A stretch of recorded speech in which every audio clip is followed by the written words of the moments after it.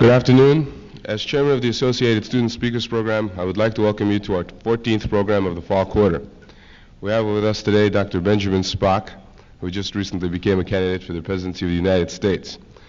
Dr. Spock has written books on child care and has encouraged... And on Vietnam. And on Vietnam. And the books are particularly encouraging to give parents the right to have their children have leadership. Dr. Spock was charged with conspiring to consult aid and abet young men to evade the draft. He was found guilty of this act, but the Court of Appeals later reversed his decision. And now it gives me great pleasure to introduce Dr. Benjamin Spock.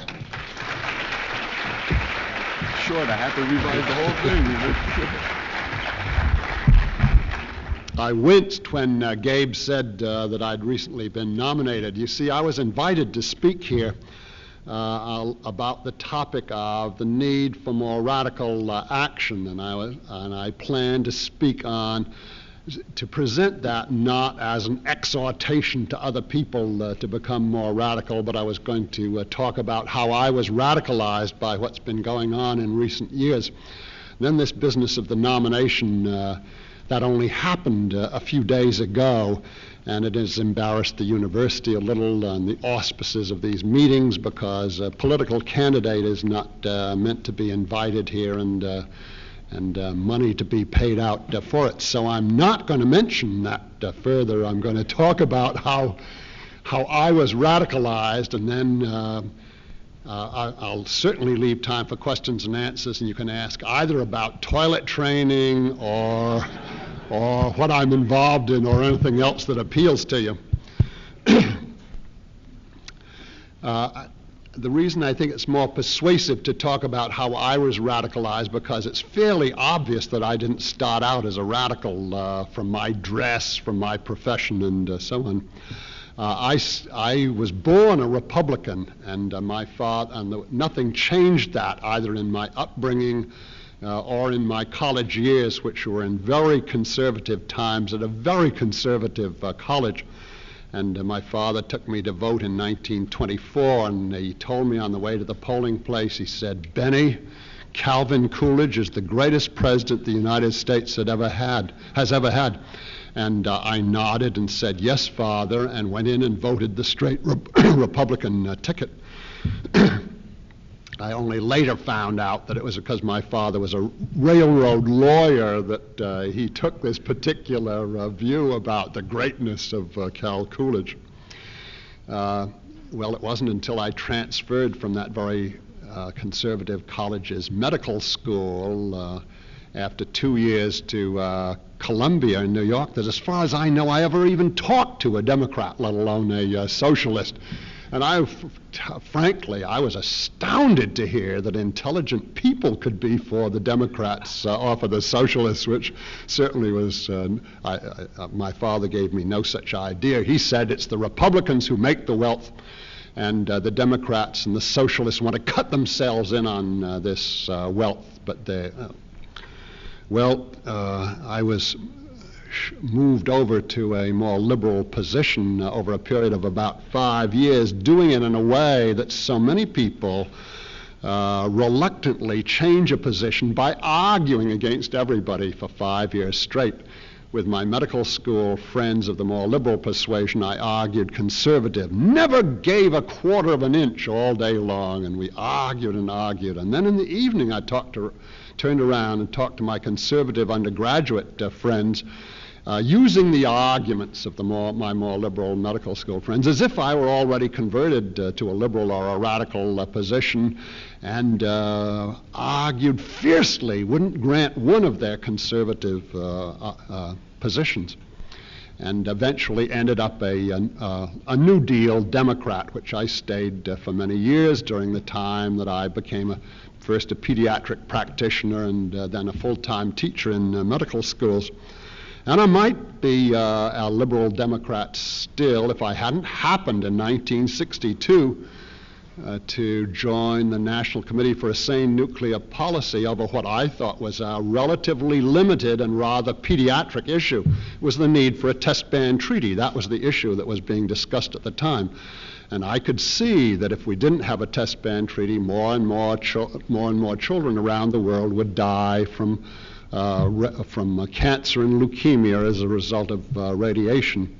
Well, I'd been insane that's not meant to be a joke, in the National Committee for a Sane Nuclear Policy for about a year and a half, and they made me co-chairman, not because I knew so much about radiation or disarmament, but because it was assumed that I had an influence with the mother vote in the United States. And then I had to find out about the issues, and it was then, about early 1964, that I realized that the United States has no business to be in Vietnam, and it's terribly dangerous because we might tumble into nuclear war at any time.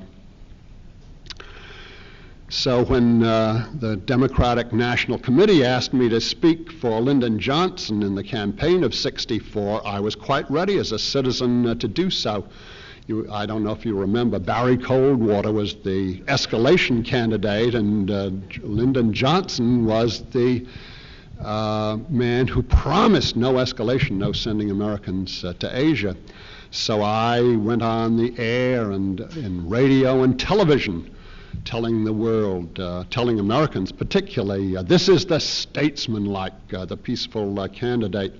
I did enough so that he called me up 2 days after the election to thank me, and then he said in this voice that sounded so humble, I'm ashamed of myself that to admit that I believed it. He said with this humble voice, Dr. Spock, I hope I will prove worthy of your trust. And I was so embarrassed to have the President of the United States hoping to be worthy of my trust that I said, oh, President Johnson, I know you'll be worthy of my trust. And as you probably remember, it was only 3 months later that he did what he promised us all he would not do and escalated the war. If there was anything that really started my radicalization, that was being betrayed as a citizen and being made a monkey of by somebody that I believed in and told the American people to believe in. Well, I redoubled my anti-war activities, of course, from the time of the escalation, and 2 years later in '67, we were still escalating. He was still escalating. And I signed and helped to promulgate a document called A Call to Resist Illegitimate Authority. We were circulating it in academic circles, and in it, faculty people said in so many words that belatedly we wanted to take a moral stand behind the young men who asked to kill and be killed in a war that was clearly a crime against humanity and crime against the peace, that they were right to refuse to participate in such a war, according to the Nuremberg Principle. And I still didn't think I was doing anything very drastic, because my wife Jane said, realistic woman that she was, do you think there's any chance that the federal government would indict you for this? And I said, there's not the slightest chance in the world. They wouldn't be so foolish as to go after an old person like myself. Well, I still think they were foolish, but I obviously misjudged them. I might say as an aside here, it's given me some satisfaction just this fall to twice be given peace awards by Ramsey Clark. You remember Ramsey Clark? He was the Attorney General who started the prosecution against me. And I must say that he does it very graciously. He admits that he was entirely wrong and that I was entirely right. And of course, there's no gratification like having somebody who is against you come around and be on your side.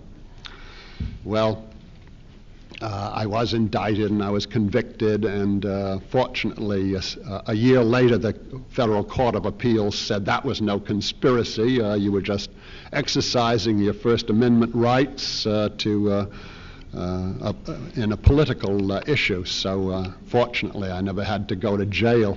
I've been in jail 3 times, like last May Day in Washington, but those were not on serious charges. Well, now I want to just tick off very briefly, because I'm sure most of you know why I thought that the war in Vietnam was totally outrageous, immoral, illegal, contrary to the best interests of the United States.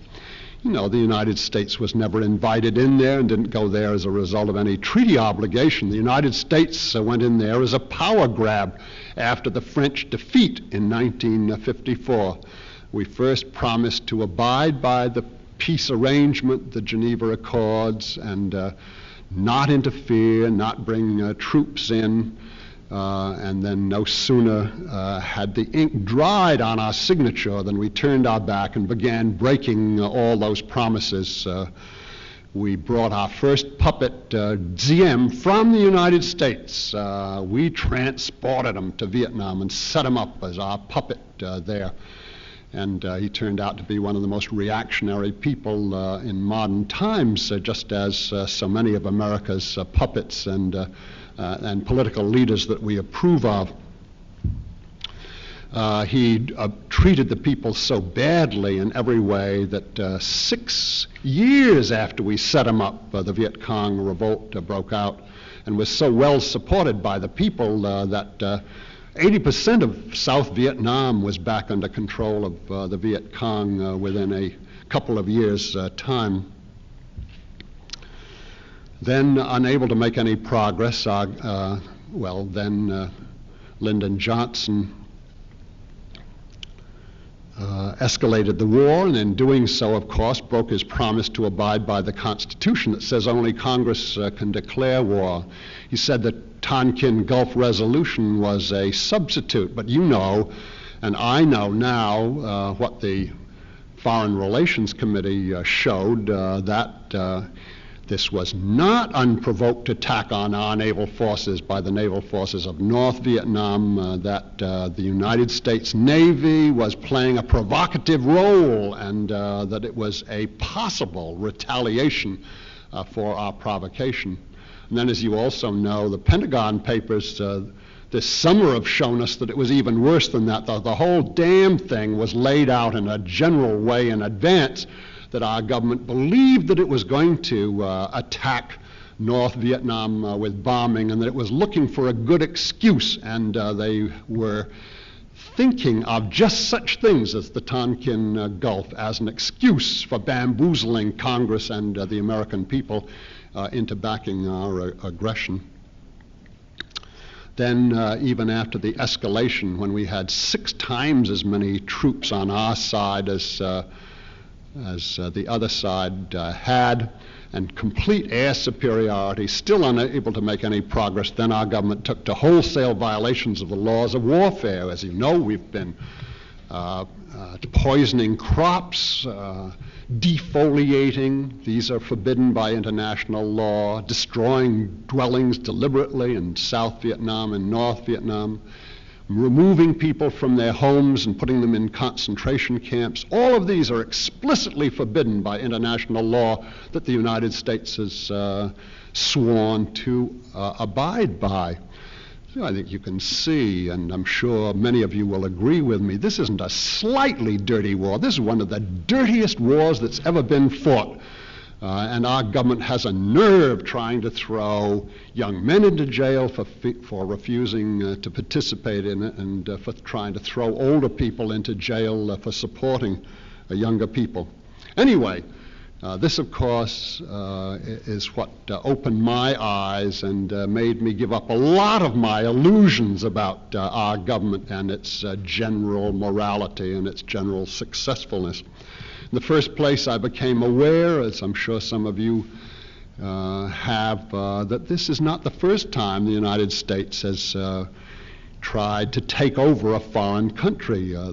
Way back 1848, the United States provoked a war with Mexico because Americans down in that part of the world wanted this territory, and we got 40% of the territory of Mexico at that time. It's nice to know that Abraham Lincoln was one of the politicians at the time who protested vigorously against that war.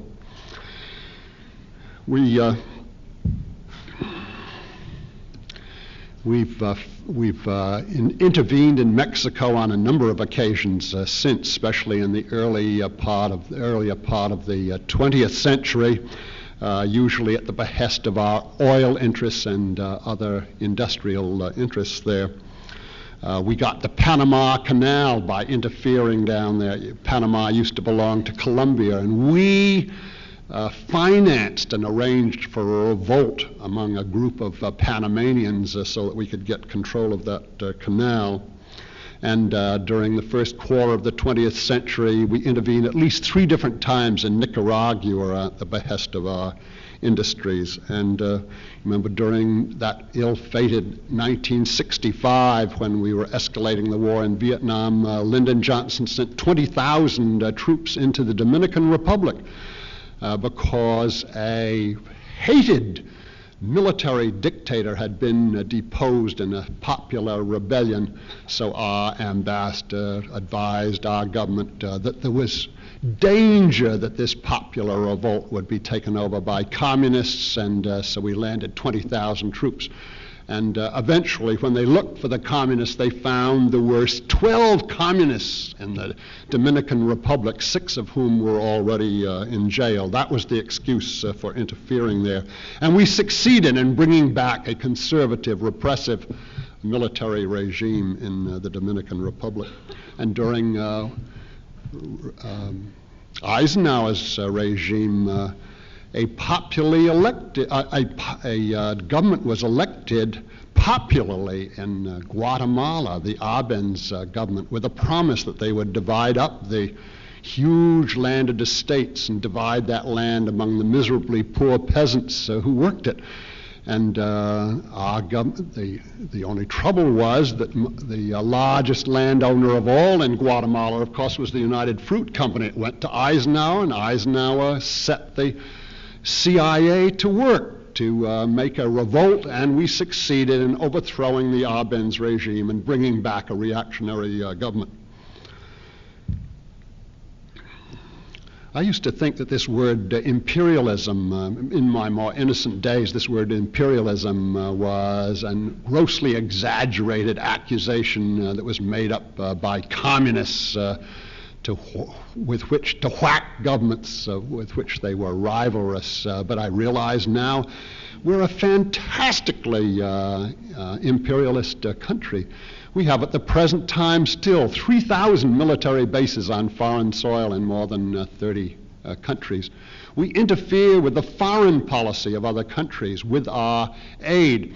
Our foreign aid, military and non-military, has been so crucial to such countries as England and France and India that they aren't able to do in their foreign relations what they would like to do. And Madam Gandhi was unable to criticize publicly the American government for what it was doing in Vietnam because we have the ability to pull the rug right out from under them.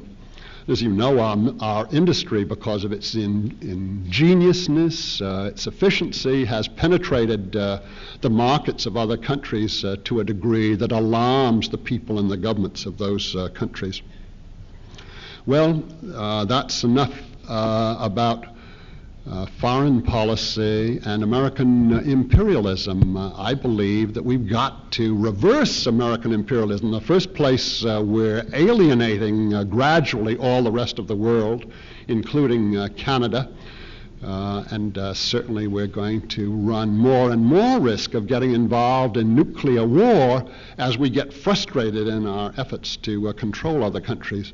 To me, one of the most alarming things throughout the escalation of the war in Vietnam was that voices in the Pentagon, infuriated by our failure to conquer South Vietnam, and letters to the editor in our papers again and again said, why are we fighting with our hands behind our backs? Why don't we bomb Hanoi and the Russian ships in Haiphong Harbor?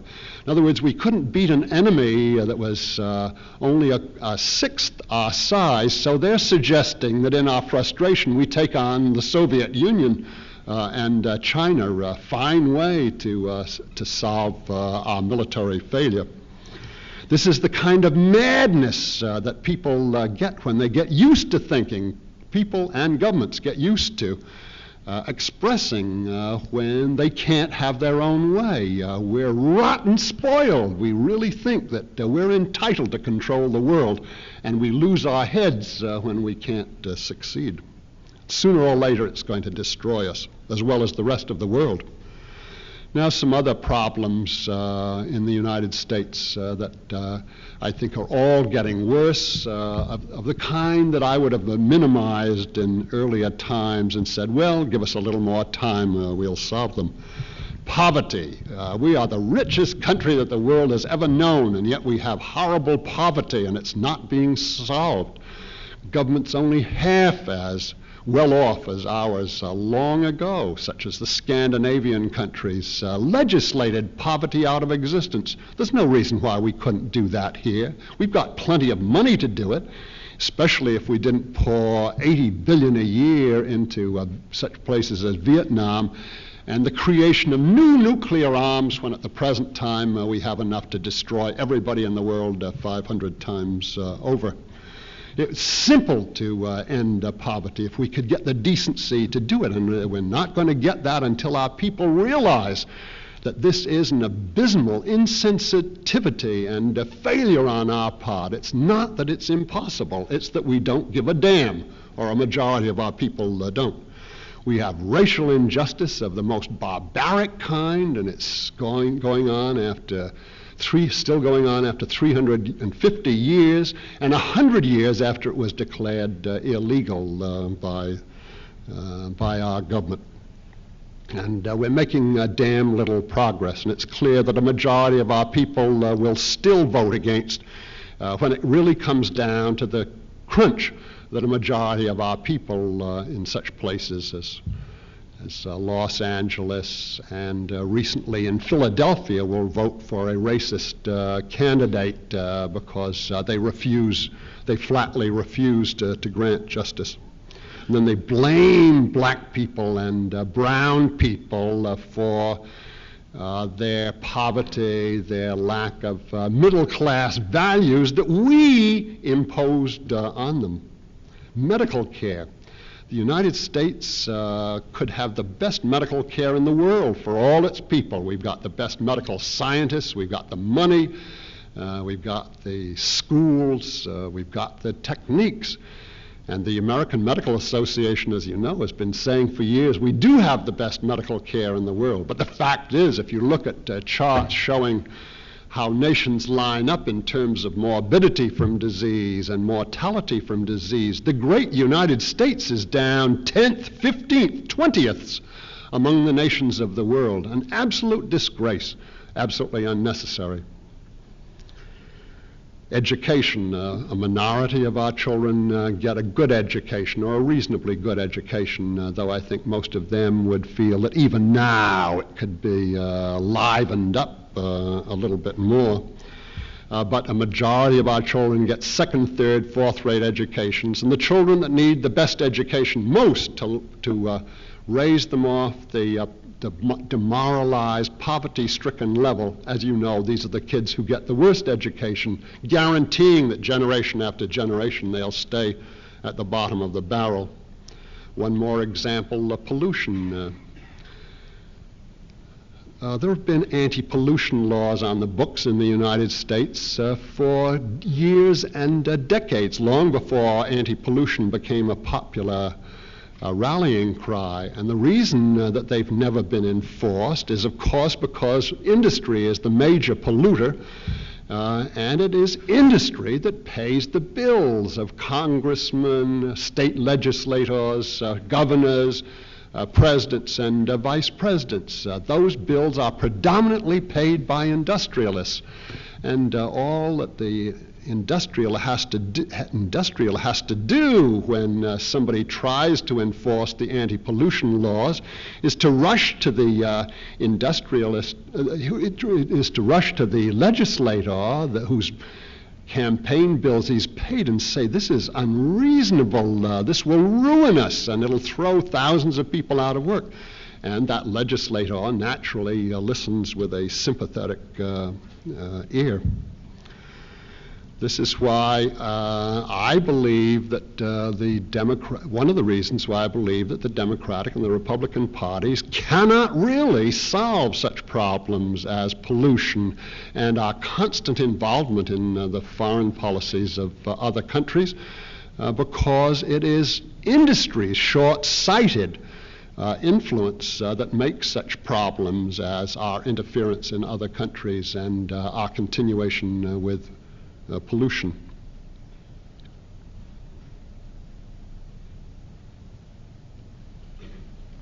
Just one other, and then we get to some questions and answers, and I hope that you can see I'm very one-sided now. I used to try to be terribly fair, and if I said one thing, I'd always say, on the other hand. I don't bother with on the other hand anymore. It seems to me clear that justice is on one side, and that if we're going to save ourselves and our world, we've got to become more one-sided, not by blinding ourselves, but by getting over this idea of every time you think a positive thought, you must, to show that you're a reasonable, educated person, balance it with a thought on the other side. Look at the war in Vietnam. The war in Vietnam, we got into it through a succession of Democratic and Republican regimes, and we're still involved, even though Richard Nixon has brought back most of the ground troops. We're still bombing, we're still killing as many Vietnamese as ever, and more significantly for the future, we're still determined to keep our government in, our puppet in control in Vietnam. So it is Democrats and Republicans who got us into that, and it's Democrats and Republicans who keep us in that. And even though now 3/4 of the American people want us out, neither party can get up the courage to get us out of there. And Nixon's new economic policy was not thought up by Nixon. That was passed by a Democratic Congress. This policy that I feel is not likely to help us at all and is very unfair in that it favors industry and discriminates against laboring people. That was passed by a Democratic Congress. What is the use of making such a big distinction at every election between the Democrats and the Republicans if basically they're still carrying on the policies that are keeping the United States not only from making heaven on earth, but are causing it, I believe, to slide more and more toward chaos, both in terms of international relations and in terms of domestic relations. Well, I think I've shown my hand that I'm entirely uneven, that I'm even arrogant about my views. I hope that this will provoke somebody to ask equally one-sided questions on the other side. Anyway, don't pull your punches. In the last few years, I've spoken all over the United States, been called communist, dupe, stupid, and I was on television this morning in Los Angeles, so you don't have to be careful of my feelings. Who will raise a question? Yes, third row.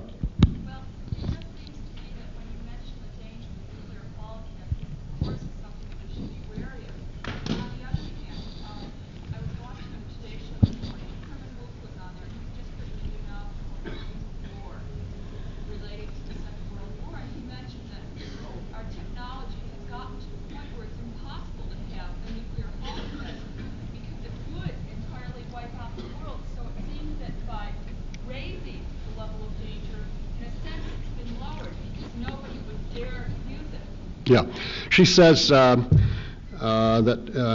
sure, we should fear nuclear holocaust, but that Herman Wouk, discussing his new book on the Today Show this morning, said he believed that nuclear arms, being this dangerous, guarantee that there will be no nuclear war because no country can face that possibility.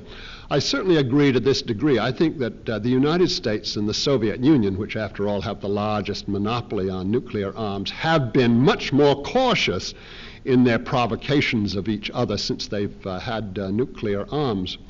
But that's not enough to reassure me, I think, for two reasons. In the first place, we haven't happened to have serious clashes in the last few years, serious clashes, except over the issue of Vietnam. I think also we have to remember that it isn't just by brinkmanship, but that it could be by accident or by madness, by insanity, that we could get involved in a nuclear war. Our Defense Department people keep telling us, oh, we've taken care of all those possibilities. It couldn't happen by accident or by insanity. But the fact is, there have been 2 or 3 occasions in the last 15 years in which we really were in danger of getting involved because of accidents in the system. So I guess I'm also saying I'm just not disposed to believe Defense Department people. They're obviously very biased. They always are, and I don't criticize them for this. They always want more and more arms, and they're always telling us that they'll give us security. Seems to me we have obviously much less security than we ever had before. I should perhaps ask somebody else. Yes, gentleman back there. I think you've neglected to mention the fact that we were on the brink of a nuclear war over the Cuban Missile System. Right.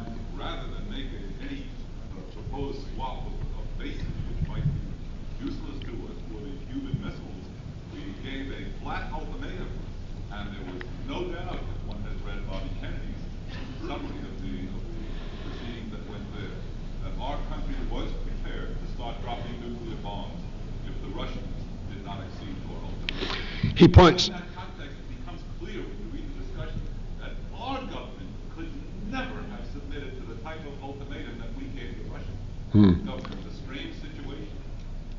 He points out very correctly and wisely that we almost came to dropping bombs during the Cuban Missile Crisis, that that Bobby Kennedy's memorabilia indicate clearly that we were at a point of confrontation, that our government was ready to drop nuclear arms, and that the Soviet Union knuckled under.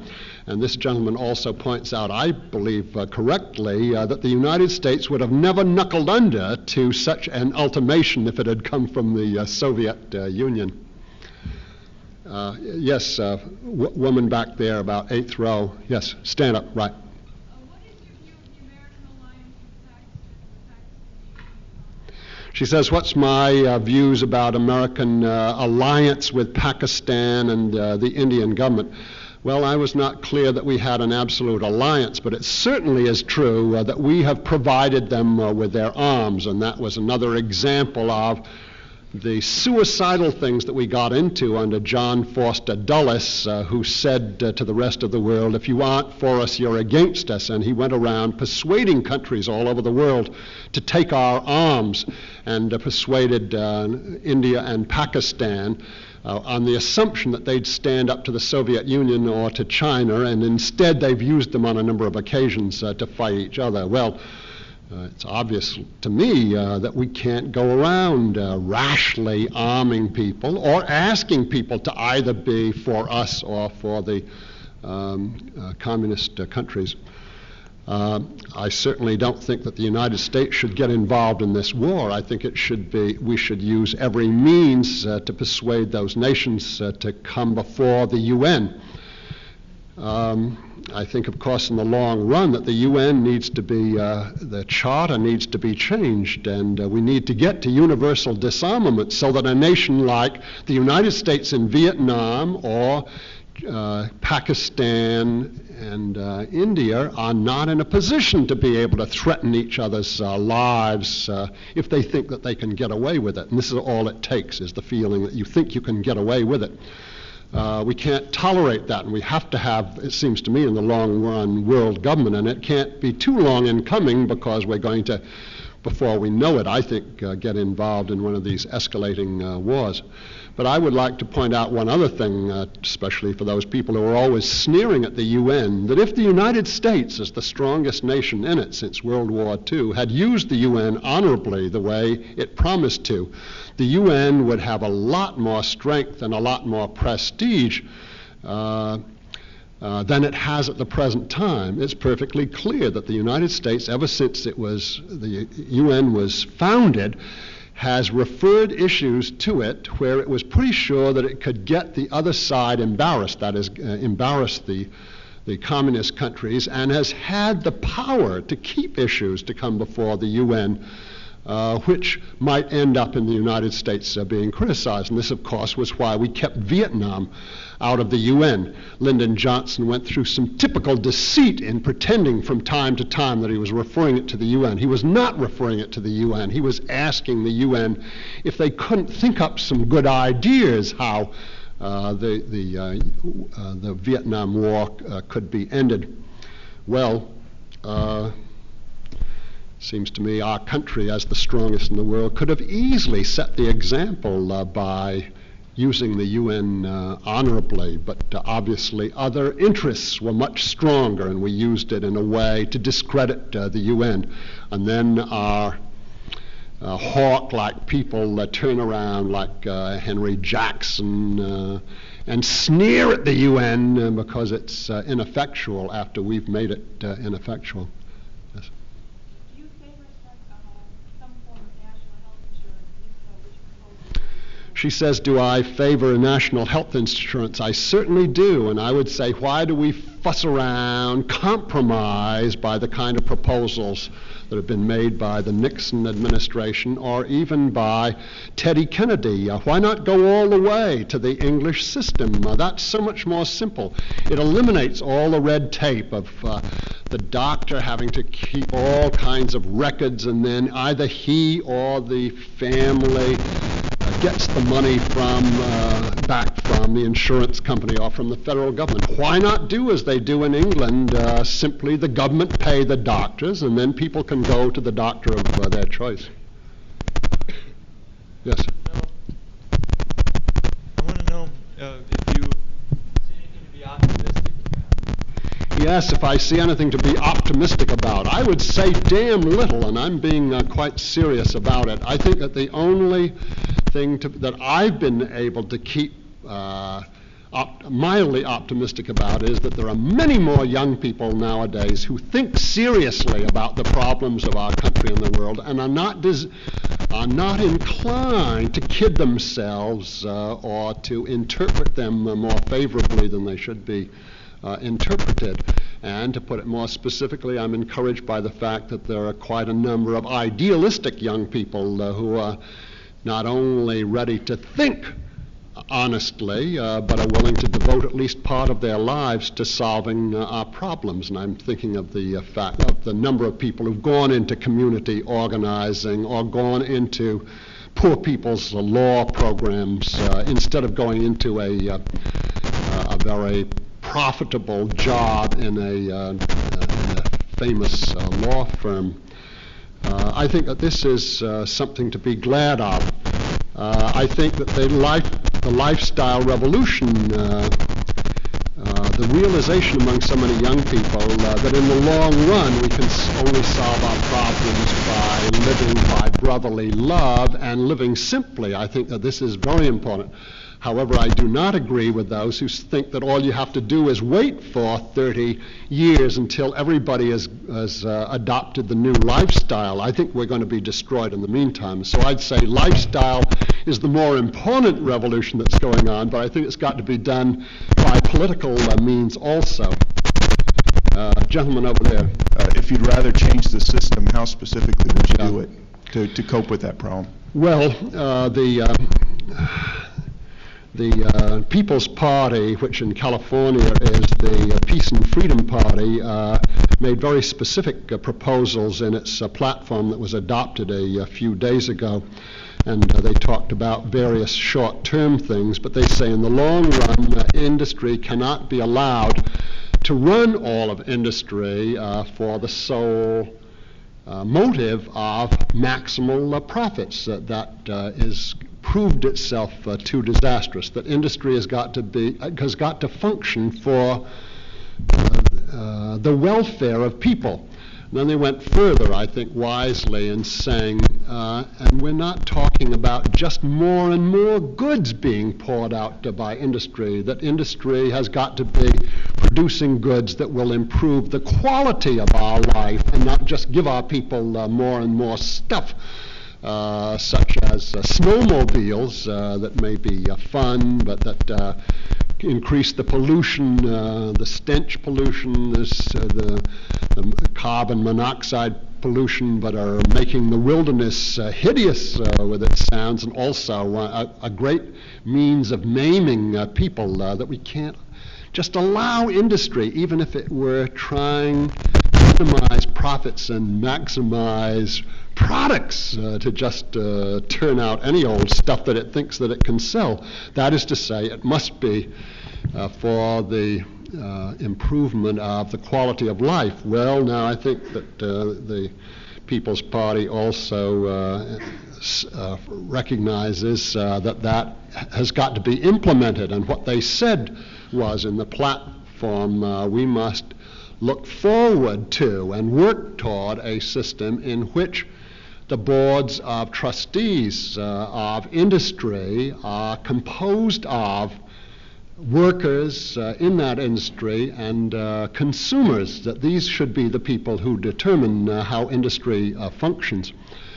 And when we talk about why should workers be in control, partly in control of industry, it isn't just for their wages. I think that what most people who work in industry as skilled and unskilled workers realize that this is a horrible job, that there's no gratification in it, that it's all tension, it's all noise, that you are not allowed to decide anything for yourself. The whole hierarchy decides not only what's to be turned out, how it's to be turned out, and sets the conditions for your work. So that they really are talking about eventually working toward a system in which it is consumers and workers who control industry. Yes? Well, you said when you're talking about poverty, and it's, yeah, we do have it, it's obvious, but now what would you do, you mentioned the Scandinavian system, what they do, how would you apply what they do here? She says, how would we actually end poverty? Well, you would do it by, for instance, for an immediate results, to vote a minimal income of $6,500 a year for a family of 4. And if we weren't wasting $80 billion a year, we could easily do that, I believe, and other people who are more economically trained than I believe. Now, I think in the long run, a minimal income is not really the solution, because I think most people want to work, and they want to work in a job that challenges them and gives them a sense of gratification. So we're not talking about wholesale welfare. We're talking about that as a first step to get people out of abject, demoralized poverty, and then meanwhile build a system where everybody can have a job. One more question?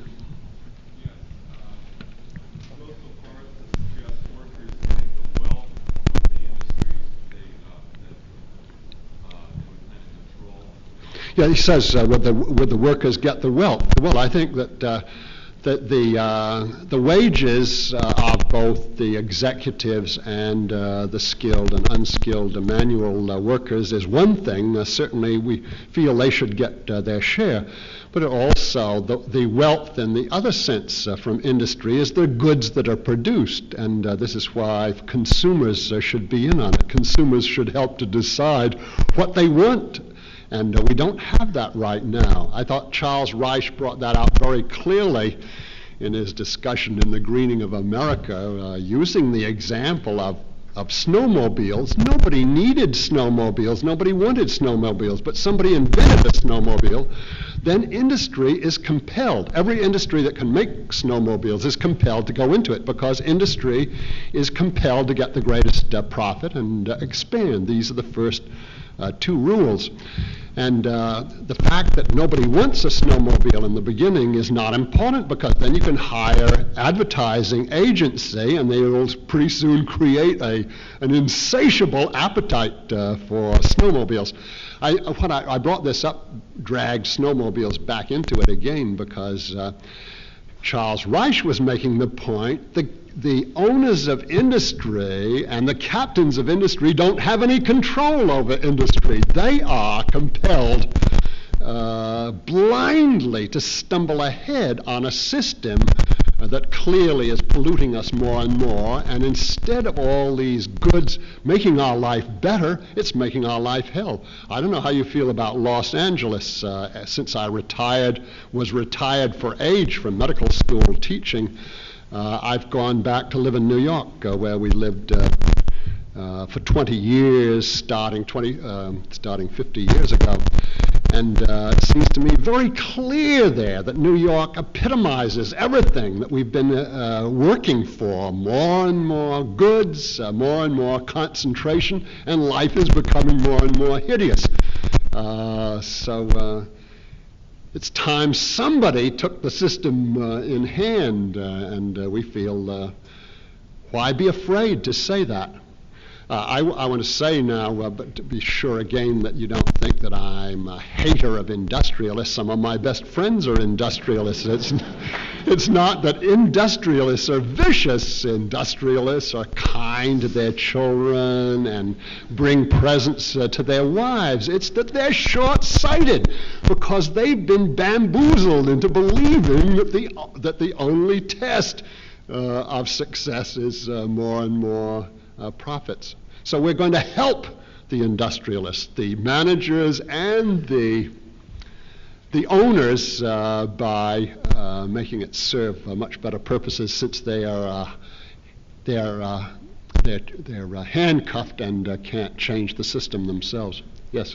I hear you saying that it's mostly the industrialists that are causing the consumer to buy what they buy. And I just wondered what you thought about, don't you think that it has something to do with the consumer also?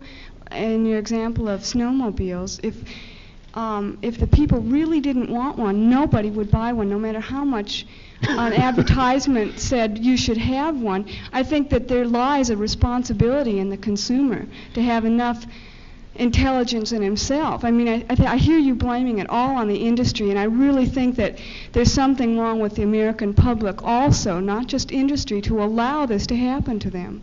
I think that they have to take a responsibility. Well, I really am inclined to agree with you in one sense, that I think all of these things have got to be decided by people, even whether we're going to have a better system or whether we keep on buying snowmobiles. And I'm not one who thinks that all you have to do is pick out who you think is the bad guy. On the international scene, it's the communists, of course, that Americans have decided the bad guys. We're the good guys trying to protect the world from them.